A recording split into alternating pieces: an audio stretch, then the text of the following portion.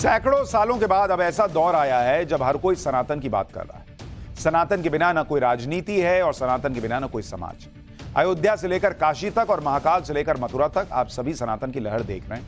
लेकिन भक्ति और अध्यात्म के बीच यह भी देखना होगा कि हमारे आध्यात्मिक केंद्रों और तीर्थ स्थानों में श्रद्धालुओं के आने की कितनी क्षमता है, और स्पेशली अगर वो तीर्थ क्षेत्र पहाड़ों में। जैसे आप उत्तराखंड की चार धाम यात्रा की बात कर लीजिए।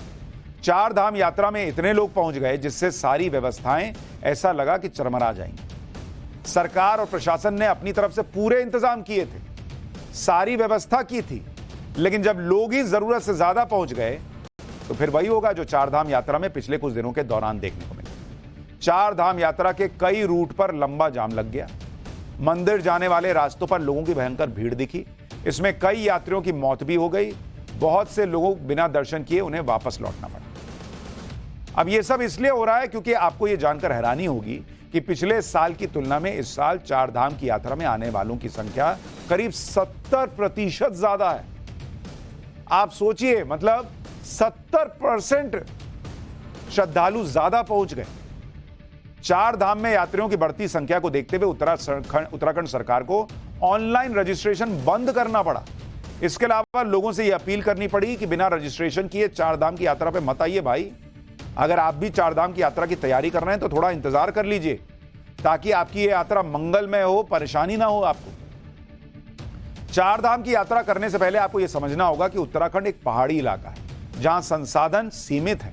इसलिए पूरी जानकारी और तैयारी के बाद ही इस यात्रा के लिए घर से निकलिए। आगे बढ़ने से पहले यह भी बताता हूं कि चार धाम की यात्रा में इस बार परेशानी क्यों आई। चार धाम की यात्रा 10 मई को शुरू हुई और पिछले 4 दिनों में करीब 2 लाख से ज्यादा लोग दर्शन कर चुके हैं। पिछले सालों की तुलना में चार धाम यात्रियों की संख्या में करीब 70% की बढ़ोतरी हुई। चार धाम यात्रा के लिए 15 अप्रैल से रजिस्ट्रेशन शुरू हुआ और अब तक 26 लाख से ज्यादा श्रद्धालु रजिस्ट्रेशन करवा चुके हैं। हाई एल्टीट्यूड पर चार धाम की यात्रा करने की वजह से अब तक 11 श्रद्धालुओं की मौत हो चुकी है। यात्रियों की जरूरत से ज्यादा भीड़ की वजह से सड़कों पर लंबा ट्रैफिक जैम जो देखने को मिला था। कई इलाकों में लोग अपने होटल तक नहीं पहुंच पा रहे थे। इसके अलावा ट्रैफिक जाम को कंट्रोल करने के लिए कई इलाकों में प्रशासन को कई रास्ते कुछ समय के लिए बंद करने पड़े। इसके अलावा लंबे जाम से निपटने के लिए पुलिस ने वन वे सिस्टम शुरू किया और इसलिए भी समय ज्यादा लग रहा है। कई रूट्स पर रोके जाने की वजह है बहुत से यात्रियों को अपनी यात्रा पूरी किए बिना ही लौटना पड़ा। यानी ये लोगों ने रजिस्ट्रेशन कराया, लेकिन सब एक ही साथ इतने बड़ी संख्या में पहुंच जाएंगे और कई लोग बिना रजिस्ट्रेशन के पहुंच गए। चार धाम के यात्रियों की सुविधा के लिए उत्तराखंड पुलिस ने लोगों से यह अपील की है कि ट्रैफिक को कंट्रोल करने के लिए कई इलाकों में वाहनों को रोका जा सकता है। यानी इस यात्रा के लिए आपको विशेष धैर्य और सब्र रखना पड़ेगा। दरअसल चार धाम यात्रा के पहाड़ी रास्ते कई इलाकों में बहुत संकरे हैं। पहले आप उत्तराखंड के डीजीपी अभिनव कुमार की बात सुन लीजिए, इसके बाद चार धाम यात्रियों की संख्या में जंप के कुछ आंकड़े बताऊंगा। जितने भी यात्री यहाँ हमारे प्रदेश में आते हैं देवभूमि में चार धाम यात्रा के लिए, सभी हमारे सम्मानित अतिथि हैं, उनका सभी का स्वागत है।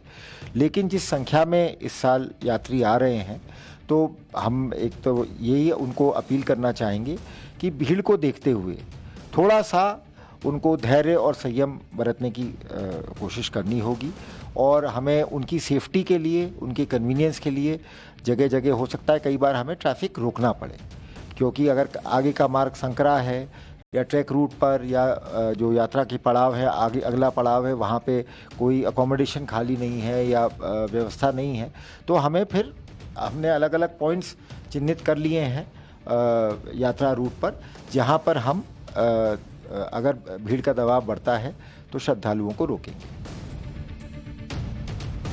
अब सवाल यह भी है कि इतनी ज्यादा संख्या कैसे बढ़ गई श्रद्धालुओं की। ये स्थिति को कंपेयर कीजिए। 2022 में चार धाम यात्रा में 40 लाख लोग पहुंचे, 40 लाख। 2023 में 56 लाख हुई यह संख्या। 2024 में अनुमान है कि 80 लाख लोग पहुंच रहे हैं चार धाम यात्रा के। और अगर शुरू के 3 दिनों की बात की जाए तो 2023 में शुरू के 3 दिनों में 91,000 लोग चार धाम यात्रा के लिए पहुंचे थे। लेकिन इस बार 3 दिन में ही करीब 2 लाख लोग दर्शन के लिए पहुंच चुके हैं। हमारे शास्त्रों में चार धाम की यात्रा का बड़ा महत्व बताया गया है।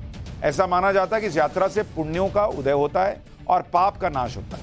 लेकिन इसमें यह ध्यान रखना भी जरूरी है कि आपकी वजह से किसी दूसरे व्यक्ति को कोई कष्ट ना हो। अगर नियम संयम को ध्यान में रखते हुए इस पवित्र यात्रा को किया जाए तो किसी तरह की परेशानी भी नहीं होगी। सब लोग इतना हड़बड़ाए हुए हैं कि बस 2 ही 3-4 दिन हफ्ते भर में जैसे ये यात्रा कर लेनी है, आगे मौका ही नहीं मिलेगा, इसलिए ऐसी तस्वीरें आ रही हैं।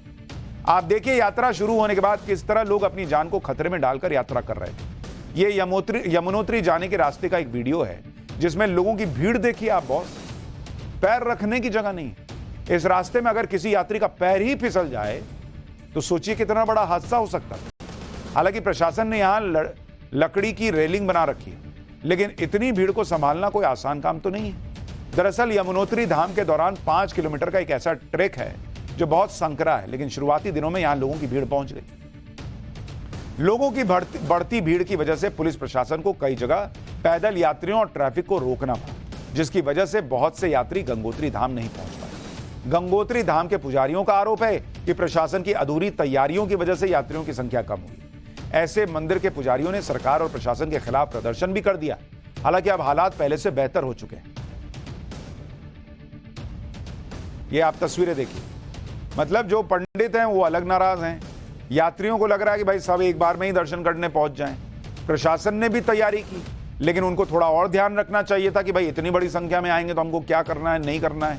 तो हर तरह से थोड़ी थोड़ी चीजें अगर बेहतर होती, थोड़ा श्रद्धालुओं को भी ध्यान रखना था और प्रशासन को भी थोड़ा और मुस्तैद रहना था, तो स्थिति ऐसी नहीं होती। लेकिन फिलहाल अगर आप 4 धाम यात्रा पर जाने का सोच रहे हैं तो थोड़ा सा रुक जाइए, नहीं तो बेकार का परेशान हो जाइएगा। एक छोटा सा ब्रेक ले रहे हैं, ब्रेक के बाद वापस लौटकर आपको केजरीवाल की गिरफ्तारी पर एक बड़ी खबर आ रही है, उसके बारे में बताऊं।